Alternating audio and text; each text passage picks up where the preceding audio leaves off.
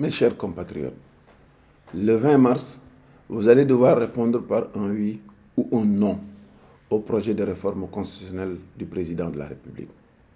Il y a de cela 4 années, Macky Sall, le candidat, s'était engagé à réduire son mandat de 7 à 5 ans.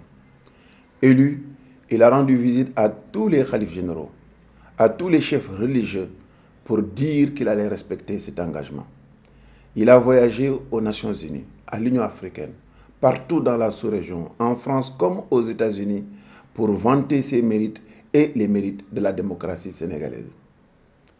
Constatez donc notre surprise, notre effroi et notre déception lorsqu'après 4 années de tergiversation, il revient pour nous dire qu'il est dans l'impossibilité de respecter cet engagement.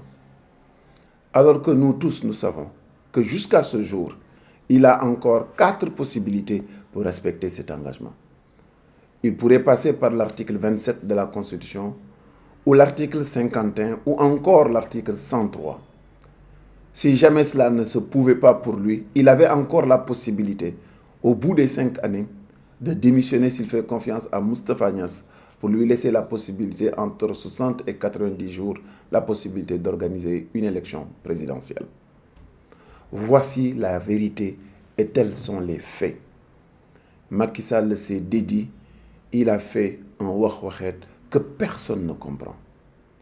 Parce que moi j'ai en mémoire ce vendredi sur la place de l'Obélisque où Mamadou Diop, après avoir fait l'appel à la prière du Juma, qu'à 19h, la violence et tout ce qui s'en suivit lui ont fait perdre la vie et avec lui, 14 autres personnes sont tombées pour que le Sénégal reste un état de droit. Pour que nos hommes d'État respectent le peuple sénégalais et respectent leurs promesses et leurs engagements. Je voudrais en ces moments graves convoquer la pensée de Khadim Rassoul qui disait en Wolof « Bayi fen mo gën jàng alxuraan ». À Tivaouane, on disait « Bul ko sañ yow kot, bul ko man yow kot, bul ko wax yow kot ». Tout ceci pour rappeler l'extrême gravité et l'extrême légèreté de certaines positions auprès du chef de l'État qui aujourd'hui met en danger tout le peuple sénégalais et notre démocratie. Je pense que personne ne pourra être en sécurité si le premier d'entre nous ne tient pas ses engagements. C'est lorsqu'il a la possibilité d'équilibrer les choses, il les déséquilibre. C'est lorsqu'il a un serment ou fait un serment devant le peuple sénégalais qu'il ne le respecte pas. Voici ce sur quoi nous sommes appelés à nous prononcer. Et vous le savez, une constitution gouverne un pays, ses institutions et ses hommes. Comment est-ce qu'on peut, dans le secret de sa chambre, penser une constitution avec des juristes qui sont rivés sur leurs intérêts personnels et se réveiller avec une date et avec une constitution que l'on veut imposer à tout le peuple sénégalais, sans concertation, sans discussion, sans partage? Est-ce là la démocratie?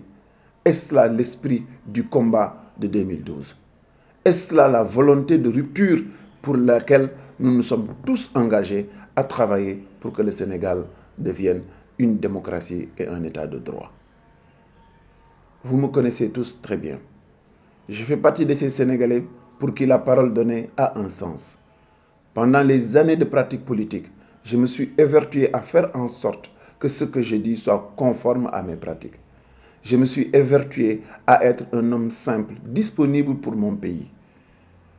Et c'est du haut de mon expérience personnelle, de ma pratique politique et surtout du souci que j'ai pour la défense des intérêts du Sénégal que je vous demande, vous, les pères de famille, les mères de famille, les intellectuels de ce pays, les hommes de Dieu, la société civile, à l'instar des 45 autres professeurs de droit qui se sont proposés pour nous dire que Macky Sall a trahi ses promesses et il n'a pas respecté l'esprit de la Constitution et qu'il avait la possibilité de respecter ses engagements, je vous demande, vous mes chers compatriotes, vous qui êtes le dernier rempart pour la défense de notre démocratie et des valeurs de ce pays, de voter non. Un non massif pour que le Sénégal reste une démocratie. Un non massif pour que les hommes d'État de ce pays apprennent pour une fois qu'une fois élus, ils sont tenus de respecter les engagements qu'ils ont souscrit devant la nation.